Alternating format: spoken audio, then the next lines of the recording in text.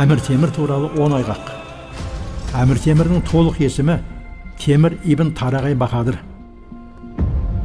Әмір Темір шатранж ойынының нағыз құмарпазы болған. Ол әлем тарихындағы ең құдіретті әрі ірі империялардың бірінің негізін қалаған. Әмір Темір өзі басқарған шайқастардың бірде-бірінде жеңіліс таппаған.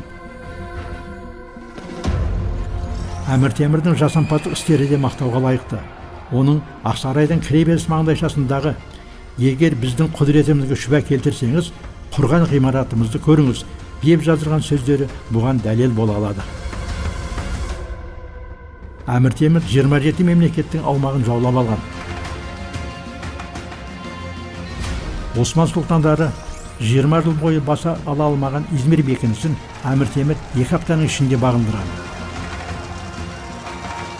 Әмір Темірдің өмірі барысындағы ең ірі жорығы Ирак, Иран, алдыңғы және кіші Азия сапары 7 жылға созылған.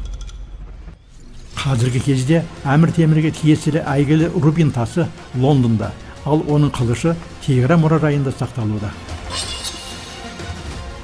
1996 жылы Астанамызда Темурилер тарихы мемлекеттік мұражайы ашылды. Ал Ташкент, Самарқанд, Шахрисабз қалаларында ұлы қолбасшының ескерткіштері орнатылған.